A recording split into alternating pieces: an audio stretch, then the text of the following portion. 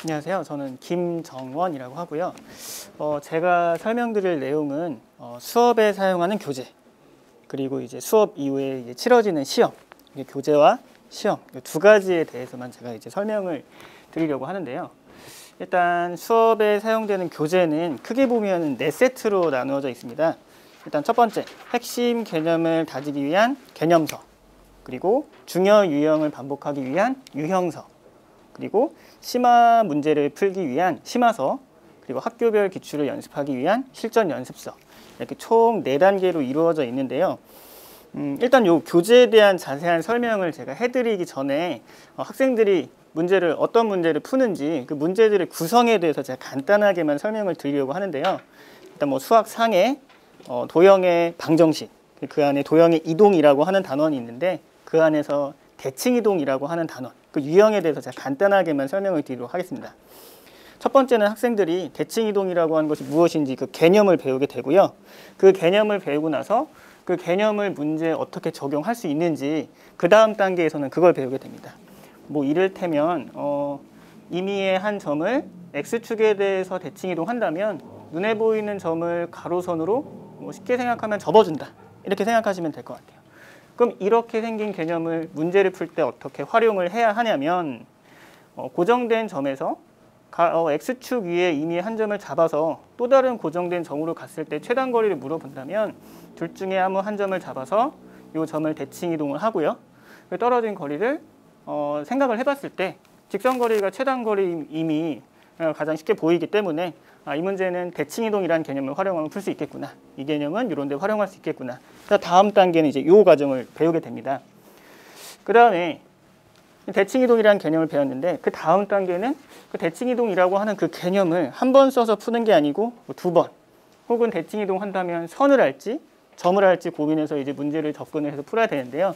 그 연습을 그 다음 단계에서 하게 되고, 그 다음은 뭐 이전에 내가 알고 있었던 개념들과 지금 새로 배운 개념을 활용을 해서 서로 다른 2개의 개념을 합쳐서 하나의 문제를 풀 수 있는지 없는지에 대한 개념을 물어보게 됩니다.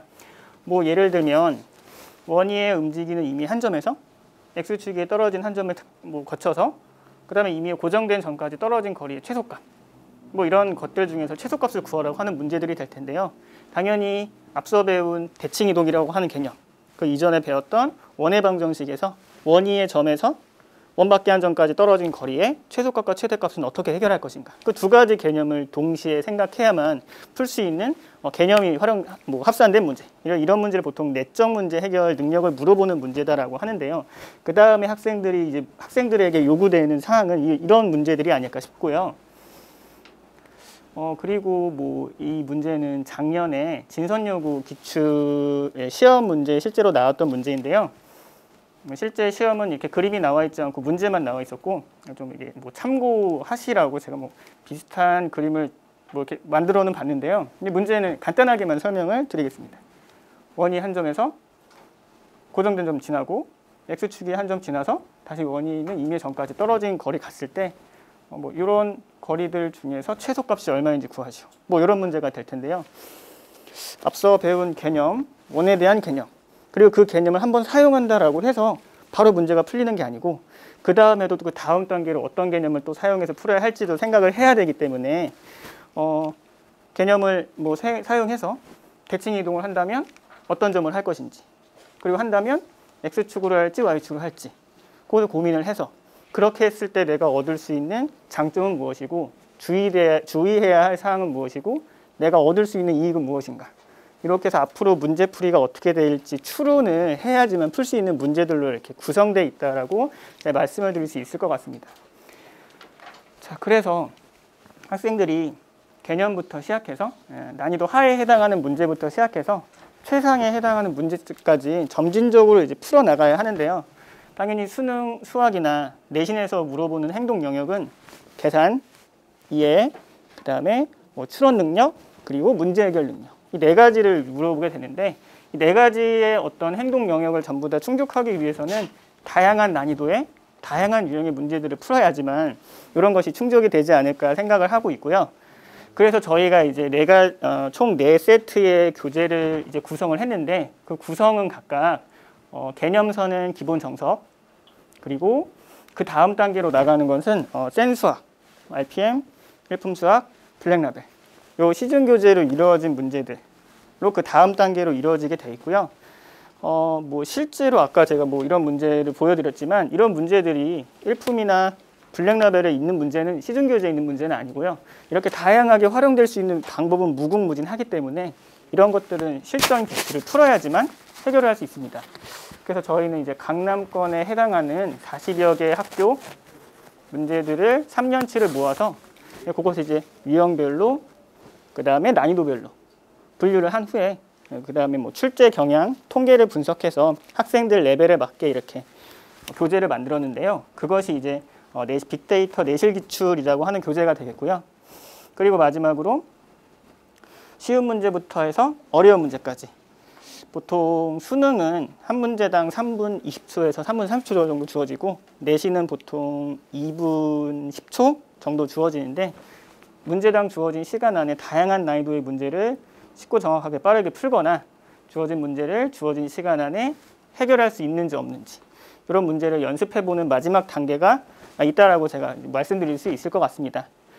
그럼 제가 오늘 좀 더 이제 교재에 대해서 설명드릴 내용은 이 앞에서 11월 달부터 시작하게 되는 정석에 대한 내용인데요. 실제로 이 정석이 개념에 대한 설명이 가장 자세하게 나와 있긴 하지만 유형서라고 불리는 센수학하고 난이도를 비교를 해보면 문제 난이도를 크게 보면 A단계, B단계, C단계로 나누었을 때 센수학은 A, B, C 단계에 해당하는 비율이 30대, 55대, 15 정도 되고요. 정석은 A단계에 해당하는 문제가 15% 정도. 그 다음에 중과 그 다음에 뭐 고난이도에 해당하는 문제 각각 45%, 40%로 이루어져 있어서 처음에 배우는 학생들이 기초 개념 문제가 부족한 상태이기 때문에 다소 어렵게 느껴질 수 있는 문제 구조다라고는 생각이 됩니다. 그래서 저희들이 학생들이 A단계에 해당하는 혹은 난이도 중하에 해당하는 문제들을 충분히 연습할 수 있도록 개념학인 문제를 좀 추가를 했고요.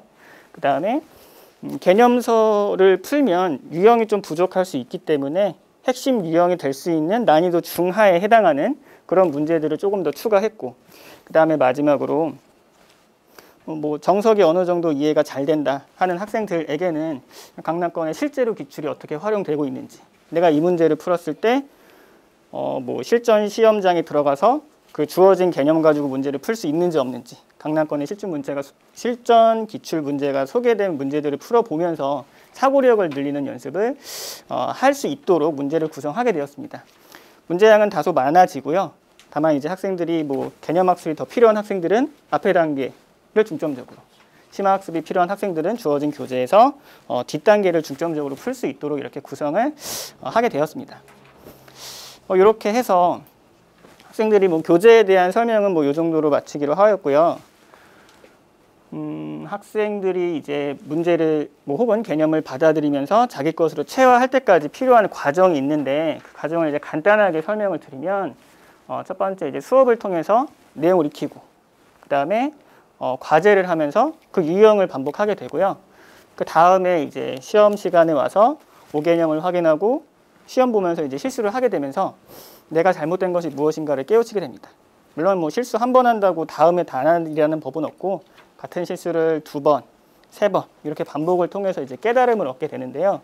그래서 이 중간 과정인 테스트가 굉장히 중요하다라고 말씀드릴 수 있는데 그래서 저희는 이 테스트를 이제 컬러 테스트라고 해서 총 2단계로 저희가 나누어진 시험을 치르게 됩니다. 이것은 일단 첫 번째 공통시험으로 화이트 테스트라고 하는 시험을 보게 되고요.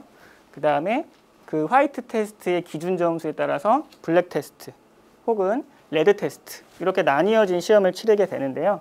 화이트 테스트는 15문제고요. 저희가 앞서 말씀드린 난이도 하부터 해서 중상까지 문제 중에서 1번부터 10번까지는 하, 중하 11번부터 15번까지는 중, 중상 보통 중이나 중상 문제는 실전 기출 문제를 넣어서 학생들이 이제 풀어볼 수 있게 유도를 하였고요. 그 15문제 중에서 뭐 12문제 이상 맞춘 학생들은 블랙 테스트라고 해서 실전 기출 문제로 앞서 말씀드린 난이도 중상 그리고 상문제를 어떻게 풀지 주어진 시간 안에 짧은 문제를 풀어보면서 연습을 할 수 있게 구성을 하였고, 그 다음에 15문제 중에서 12문제 미만으로 이제 맞춘 학생들은 아무래도 개념 확립이 확실히 중요해지기 때문에 그런 문제를 확실히 풀 수 있도록 저희가 피드백할 수 있게 준비를 하였습니다. 그래서 8문제, 15문제, 5문제 중 화이트 테스트 결과에 따라서 2단계로 나뉘는 시험이고, 이렇게 보게 돼서 뭐 하나의 시험지가 왔을 때 뭐 예를 들어 너무 쉬워서 빨리 풀고 쉰다거나 아니면 너무 어려워서 손 놓고 질문만 한다거나 이런 상황을 최대한 방지하고자 이렇게 구성을 하게 되었습니다. 그래서 앞서 설명드린 교재에 대해서 다시 한번 말씀을 드리면 워크북 정석이라고 하는 것에서 컬러 테스트, 그리고 그 다음에 빅데이터 시중 교재라는 것에서 컬러 테스트, 마지막으로 빅데이터 내신 기술도 한 마찬가지로 컬러 테스트를 보게 되고요. 마지막으로 이제 모의고사, 실전기출 모의고사에서는 보통 내신에서 해당하는 뭐 단원의 유형이 100여 개가 조금 안 되는데, 그런 유형 중에서 학생들이 많이 어려워하는 것들, 그런 것들이 무엇인지 집중적으로 연습하는 시험을 보게 되고요. 이 시험지에 대한 설명은 뒤에 별첨으로 첨부를 하였으니까 이거는 간단하게 참고를 하시면 될 것 같습니다. 저는 일단 이 정도까지만 설명을 드리고요. 다음에 원장님께서 마지막 마무리 설명해 주시겠습니다. 고생하셨습니다. 네.